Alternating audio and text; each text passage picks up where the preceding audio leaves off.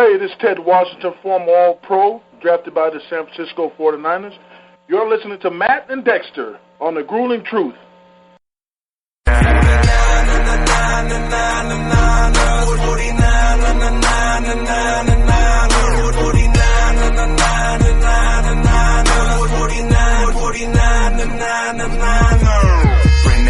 Welcome, everybody, to another edition of the 49ers Weekly Show on the Grueling Truth Radio Network, brought to you by Gridiron Mo. Gridiron Mo is a new interactive football app that lets you call what you think an offense or defense will do in a live NFL game and compete against others around the country. Think you know more than an NFL coach? Give it a try at gridironmo.com or thegruelingtruth.net. I'm your host, Matt Andruscavage, and I'd like to welcome in my co-host, former 49ers running back, Dexter Carter. Hey, great to be with you again, Matt. 1 week closer to hopefully a difference maker in the draft. 1 week closer.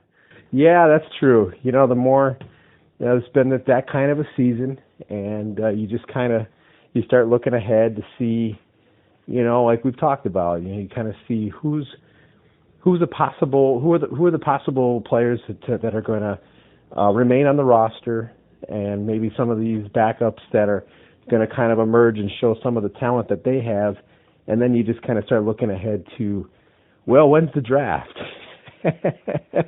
Yep, and who's ahead of us? Cleveland and Jaguars, right? Cleveland, I believe. Well, Jaguars have won 2 games. Oh, okay. The Bears beat us, so I think it's just Cleveland. I don't think anybody else has one win.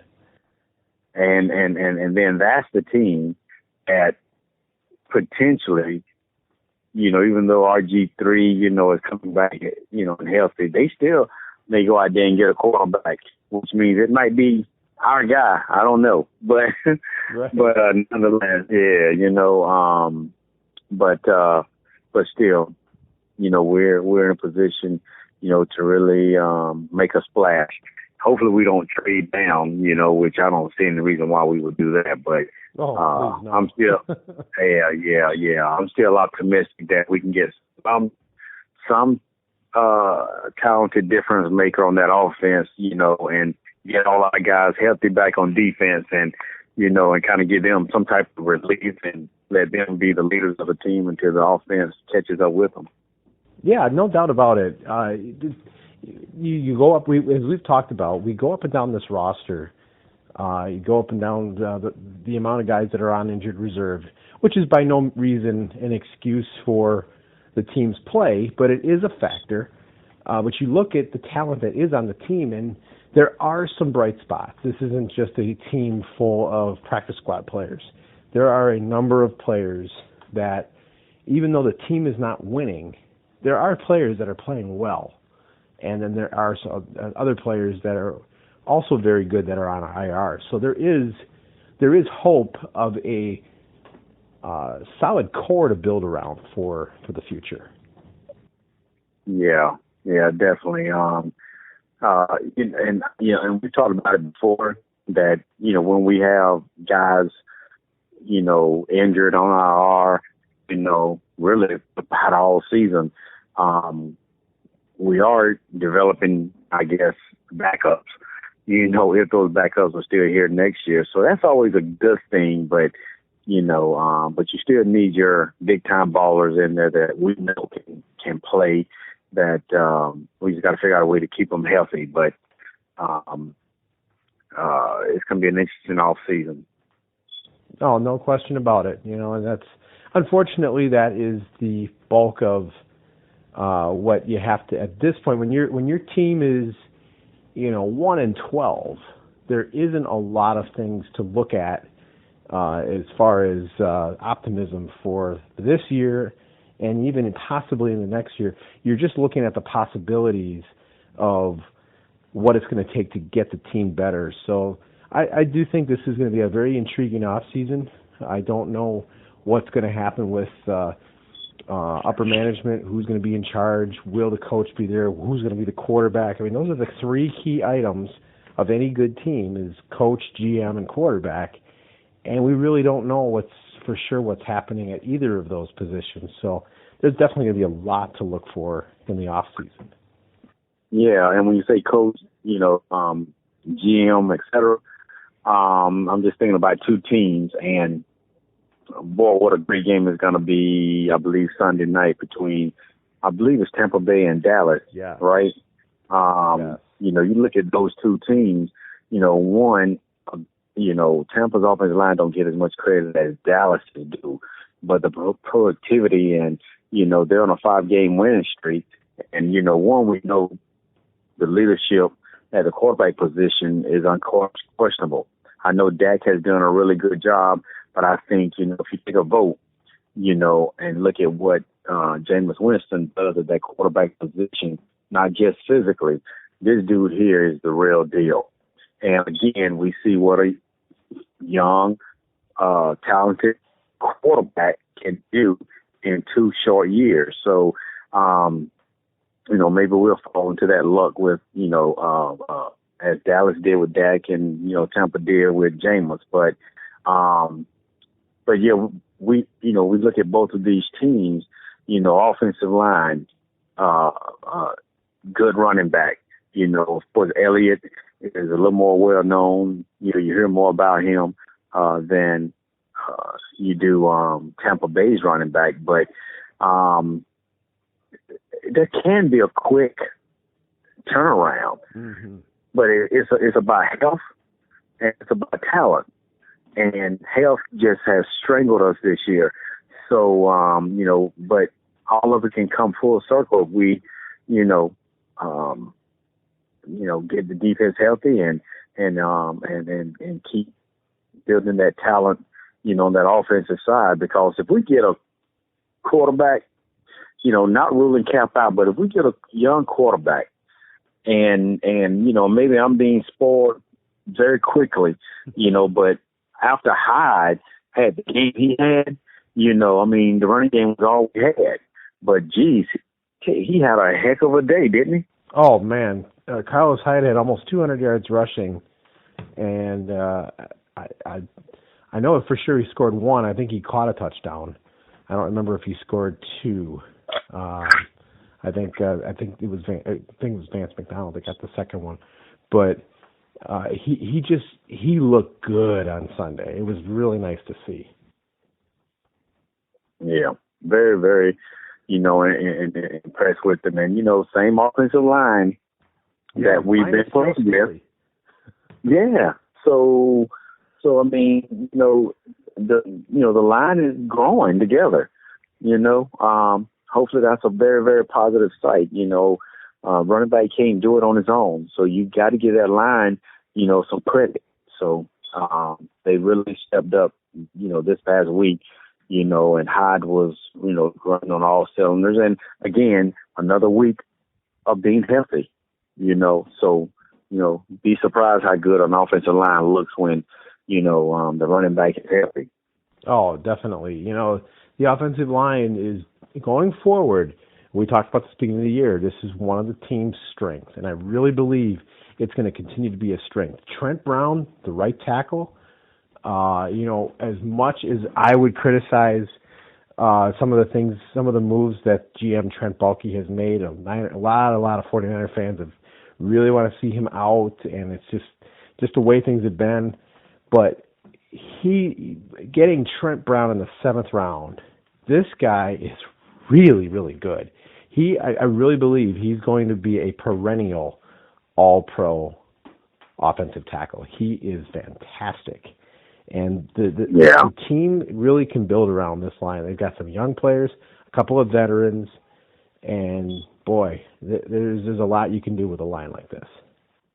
Yeah, and I you're more well versed on the line than I am, but what I do know, and I've talked about it before, but I have the utmost confidence in the intelligence and the ability to learn and utilize his size. John Theus, I just think, he may not be making a splash right now, but long term, I've seen this kid from high school, coasting through University of Georgia, And this kid here, I'm telling you, he is going to be a long.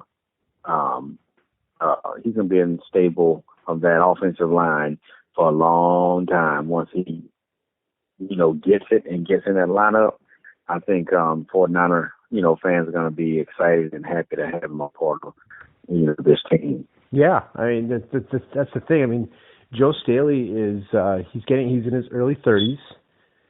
He's getting a little older. I think he's still worth keeping around, just because he's still very, very, very good.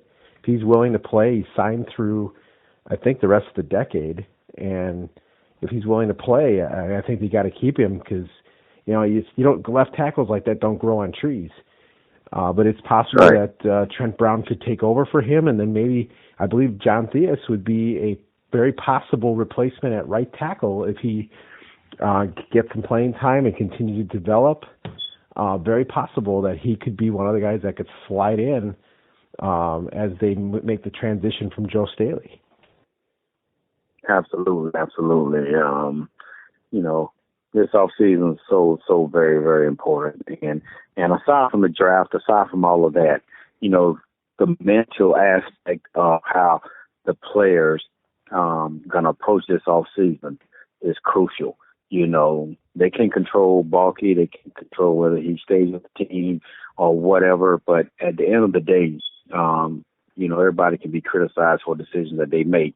He may not be there, but we talk about that defensive line where it's so talented, but everybody's hurt.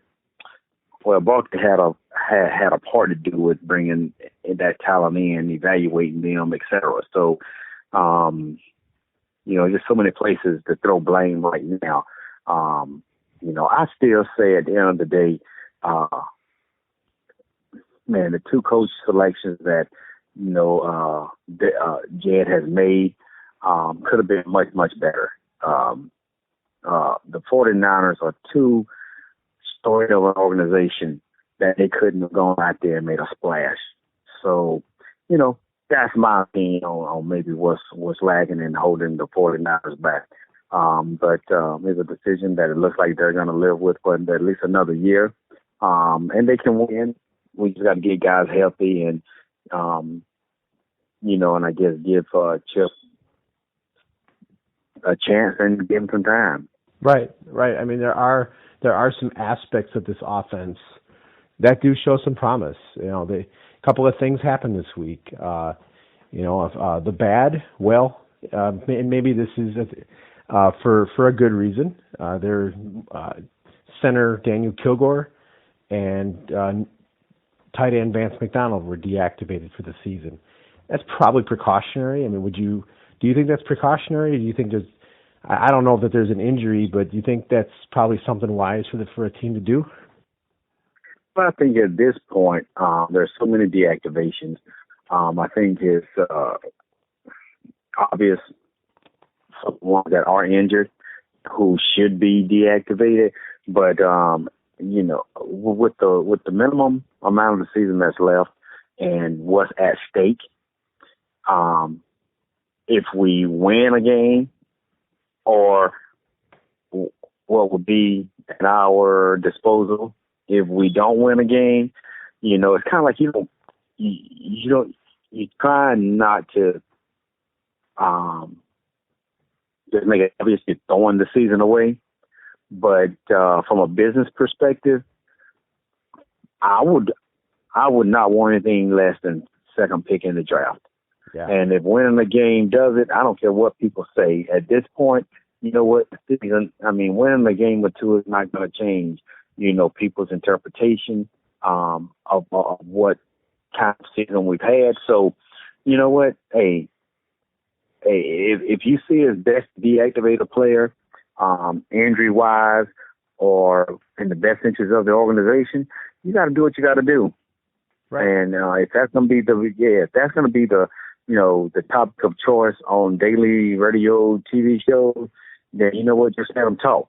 But again, if we can, position ourselves after deep evaluation the talent that's available at, the spot that we're at, you know what? We may be able to, have the outcome at not only the quarterbacks like Dak, but look at the kid that got criticized so greatly from San Diego. I mean, from Ohio State. Oh, Joey. Got criticized for holding out. Yeah. And I think from a business perspective, the man's got to do what he's got to do. And I said it at the time. I wouldn't worry about what they're saying. I mean, because all of a sudden he comes in, they say, oh, man, he's missed all the training camp. There's no way he's going to become acclimated, blah, blah, blah. The boy comes out the first game and gets Rookie of the Week or Player of the Week, or something of that nature. But he's been balling out all season. Oh, yeah. So again, doesn't have to be the quarterback position to make an impact, although I think that's the impact we need to make. Yeah. I don't think we're going to belabor the Jets game and the upcoming Falcons game. I mean, I would sum up the Jets game by saying, wow, look, Carlos Hyde had a really good game. I still believe in his ability to be the number one back.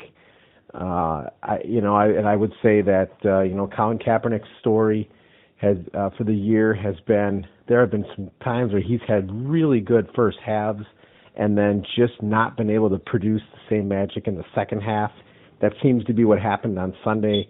And then just the inability to stop the run.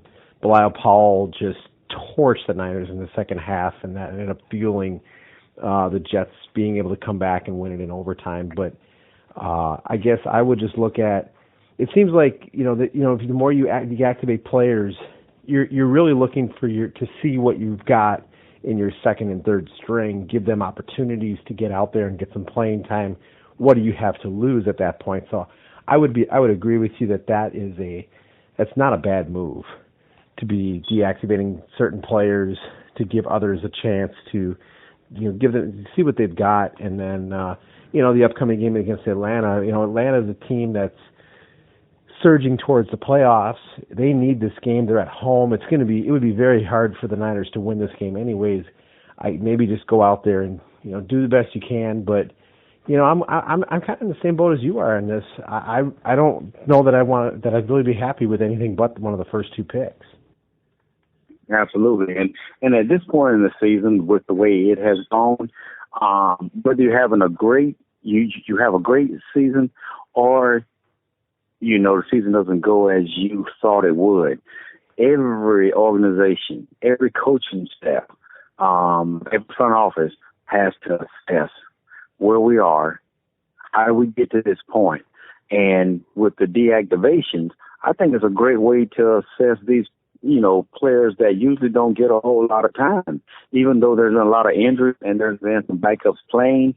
There's, I believe, 54 players on this team. So there's still a lot of players that they need to know, hey, are they going to be a part of this team next year? Or we're going to let them go. Do we have to fill 15, positions, this offseason, or is it 30? So, and sometimes talent just doesn't pan out. So this gives them a great opportunity to evaluate and assess and see where they're at. So I think, it's a business move and a smart move. Yeah, I totally agree with that. I think, you don't have to, one of the other things that happened this week was right before Vance McDonald got put on IR, he did sign an extension. It was essentially a 3-year extension. And it was, I think it was a good move. I think he's played well enough. He's become a good enough blocker that he can be part of the future of this team. So that, I think that was good. I guess they're talking about extending a couple of other guys.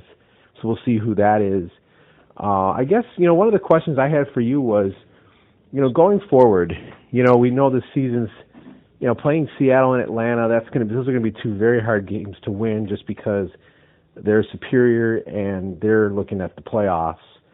And, the way we're kind of going at this from a preseason standpoint, and we just talked about why that is. And so I'm thinking they probably won't win more than one the one game that they've got, or maybe two at the most. So going in at 2-14 or 1-15, getting one of those top two picks, you are definitely more into college than I am. I'm still a little bit of a novice when it comes to college. I'm getting better at it, but I know you know more about the players. What would you, if you were drafting, you're looking at this team, probably quarterback is maybe the most important spot, but what are maybe the two positions you'd be looking at the most, and do you have a player in mind that you'd really like to see the 49ers draft? Quarterback, and wide receiver. Of course, quarterback is Deshaun Watson from Clemson, whom we have a great shot at getting. Wide receiver, the top receiver in the country out of Oklahoma, that was one of the top 5 Heisman finalists, and I forgot his name, but great player. I mean, man, he can be a difference maker right now, but of course we can't get he and Deshaun. But those two will be great difference makers, and you can't argue that point. And there's always great corners along the way across, college football that can make a difference. And I can't remember which guy I'm thinking about, but there's about 3 or 4 in the that will be first round draft picks this year that will earn starting positions next year as rookies. So, but that's the front office's, job to evaluate. And you know what's interesting though, I talk about this first round, but really what makes, and Seattle has done this, Jacksonville has done it. Jacksonville, I can't believe had the year they had. Their defense still won top, a top defense, but offensively, man, they're like right there, and unfortunately Bradley may lose his job, but dang, he did a good job on that defense and offense. But unfortunately, somebody that's probably gonna, reap the benefits of what he built in the Seattle, using the Seattle template. And the reason I say that is because a great evaluator can identify talent that can make a difference on their ball club from 3rd to 7th round. There's a lot of guys that make ball clubs that nobody, heard of, but those evaluators have heard of them, So, top 3 rounds is cool, but, I tell you what, the work that needs to be done is 3rd to 7th round, because those are the guys that won or 10, 11-year guys in the league. Yeah, you talk about Seattle. I think Richard Sherman was a 5th-round pick. Bobby Wagner, I think, was 4th or 5th. Russell Wilson was in the 3rd round. They've made a lot of very successful, very smart draft picks, and they built a lot of the core of that defense in those late rounds that have made a real difference. I think I want to say even Cam Chancellor was a later round pick. I mean, it's there's several teams that have been able to pull this off, and so I think the Niners have made some good picks, but they've also missed a lot. So there's definitely work to be done. And like you said, though, I would agree. 3rd through 7th round is very important, and I think if I was going to pull the trigger, I think I would take that quarterback out of Clemson if he's there at number 2. If we're number 2, I think they got to do that. And then I don't know very mature. I don't know what that would mean for Kaepernick, but go ahead.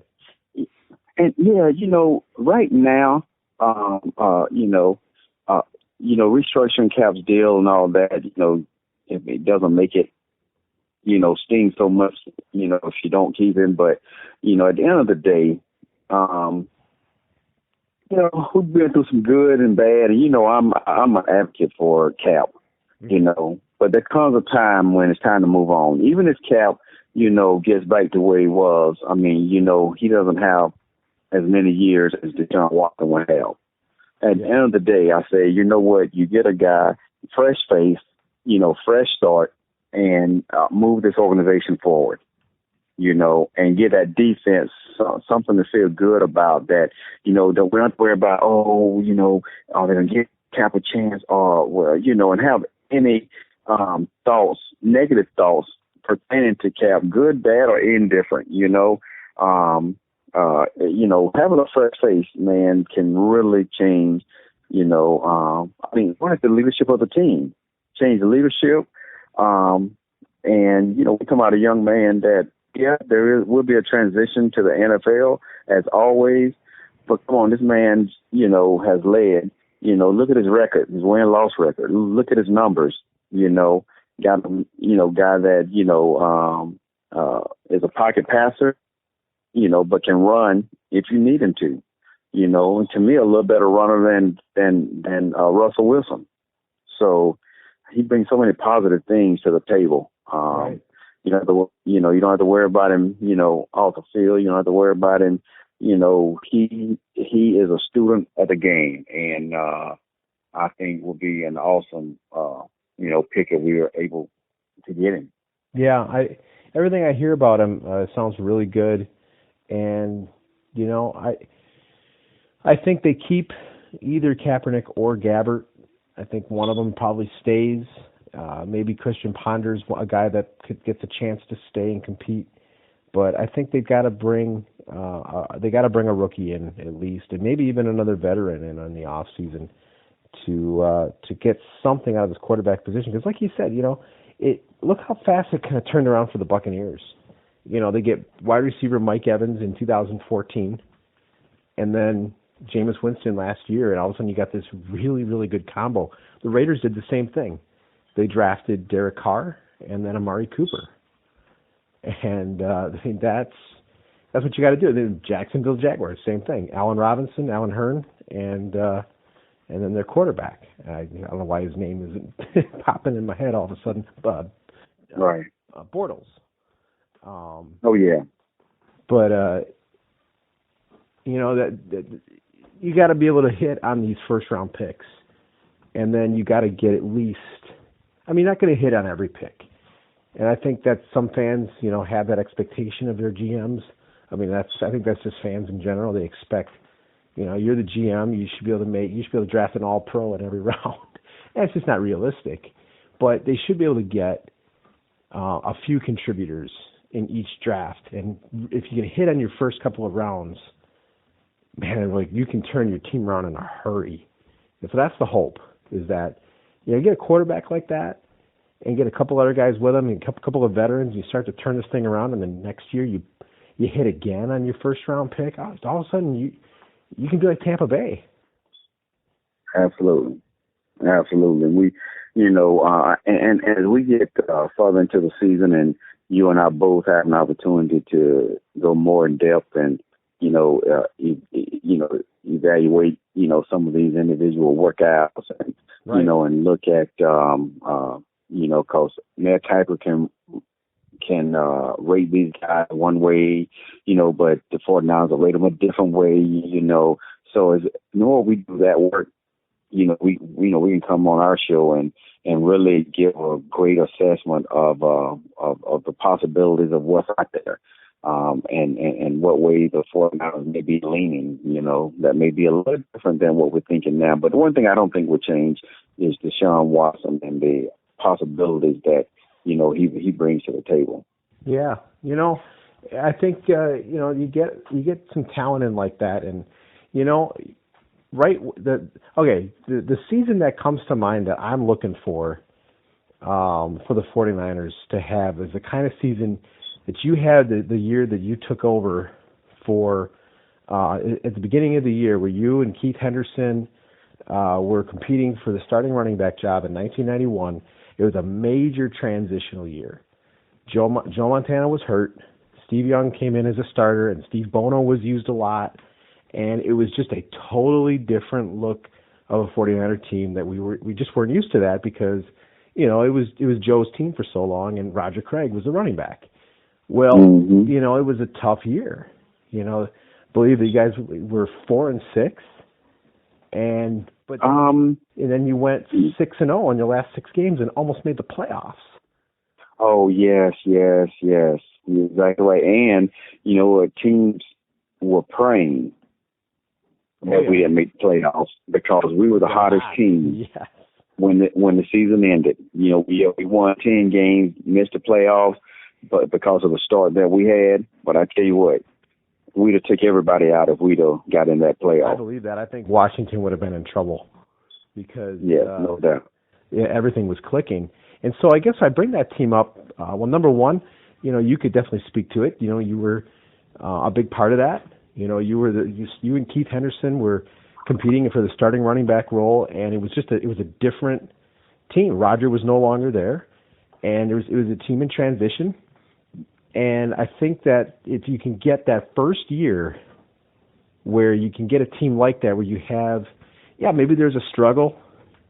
I think once you get that first year with a new quarterback and some new faces, and they start to struggle, but then they start to turn it around. Look what Tampa Bay is doing with this 5-game winning streak. It has the same kind of a feel. They struggled, but then now they're starting to put it together.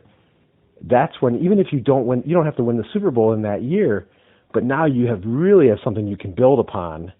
And look, a couple of years later, 92, 93, and 94, the Niners were on the verge of winning a Super Bowl all 3 of those years. If it weren't for Dallas, they'd probably win all 3 years. Absolutely. And, and the one thing, although we were transitioning from Joe and, we were a year away from Ricky Waters, so although we were going through that, we still had Steve Young, we still had John Taylor, we still had Brett Jones and Jerry Rice. So, and we had our stud defense. So, the transition wasn't that difficult, but we just wavered more towards, the passing game than the run game. But yeah, we were good enough as a team to where, we can shift. We can shift things around to our strengths, while the weakness, we sustain, built it up or waited for, somebody like Ricky Waters to come in and just do what we did, wish we can get back to those old times, but I think we will. Cause, again, who thought, Harbaugh would have came and just had the quick success he had. So to me, it takes a plan, a process, and implementation, of that plan and putting the right players in the right position. Right, no doubt about it. And I realized as I was saying it, I know the 91 team had a lot more talent, especially proven talent, all pro talent, even on the defense, even though Ronnie Lott wasn't there and, there were some guys moving on, there was still a core around them. I guess I just look at it as you bring a couple of veterans in, you start to build that core, you struggle together a little bit, but then you can get a winning streak together. And in this league, like you say with Harbaugh, he came into the situation and got things turned around in a hurry. Things can turn around in a hurry. And it just takes, like you were saying, health and just a few things to go your way, and things can turn around. Yeah, and it would be remiss of me, and especially if these gentlemen I'm about to name, listen to our show. But when you have Jesse Sapolo, Steve Wallace, Guy McIntyre, Harris Barton, Roy Foster, when you have those guys, leading the way. Oh my goodness. Though it was one thing constant with the Joe Montana and Steve Young era, and that was those guys that I just mentioned. Mm-hmm. Yep, you could throw is it Bart Oaks in there, that came in for, a little while from the Giants, but other than that, those guys were great. They were stable. They, I don't remember them getting hurt. If they did, they played through it. So, right. Man, what an awesome offensive line. Not a bad line to run behind. Not a bad at all. Not a bad one at all. And then, you had Jamie Williams that can come in there, with Brent Jones or relieve Brent Jones and be a great tight end, great blocking tight end. So he was just another lineman that, just had the ability to catch. No question about it. And that's really what I want to see develop on this team. I feel like the offensive line could develop into something like that. I mean, I'm not saying they're going to be as great as, Harris Barton, Steve Wallace, those kind of guys, but to be a stable core that you can build around, and it's not going to be as bad for a rookie quarterback to come in. Like some of these guys have come in. I remember when David Carr was drafted by the Houston Texans, he came in as the number 1 pick, and he got sacked like 70-some times. It's really hard to develop if you're on your back. But I feel like a rookie quarterback could come into the current 49er situation behind a solid offensive line and at least have a chance to develop. That's right. Absolutely. No doubt about it. So we'll hope to see. We'll talk, like you said. We'll be talking a little bit more about it. Got a couple more shows left for the regular season, and we'll probably connect a little bit for sure in the off season. And so we get a little closer to the draft and stuff. So there's definitely a lot to look forward to, talk about, and as we always say, see what happens, and we just kind of hope that some things can fall together. And it will fall together. It's just a matter of when and how soon. Right. So, yeah. So the tide will turn. Let's just hope that, it's all predicated on the decisions that are made. That is true. So be sure, everyone, to follow us on the Grueling Truth Facebook page. Also check us out on gruelingtruth.net. We got a few more weeks left of 49er football, and we'll be looking to the off season. So, got any final words tonight? No, another great time talking with you, talking 49er football, and hope the listeners, were informed and, got some questions answered, and look forward to getting with you guys again next week. All right. So stay warm out there if you're in the north, because it is nasty out here. If you're in the south where Dexter is, you got it pretty good. And, and I'm sitting here complaining about it being 45, degrees, in the morning and about 58 in the afternoon. A little cold to me, but not as cold as it is for you there at 10 degrees. Yeah, it's pretty brutal right now, but it is in the north. It's a little different. So, but it's, it's cooling down everywhere, but it's just, we got another week to Christmas, so I want to wish everybody, a good rest of the week as you get ready for the holidays, and we will be back next week to talk more 49er football. So, for our Dexter Carter, I'm Matt Andruscavage. You've been listening to the 49ers Weekly Show on the Grueling Truth Radio Network, where the legends speak.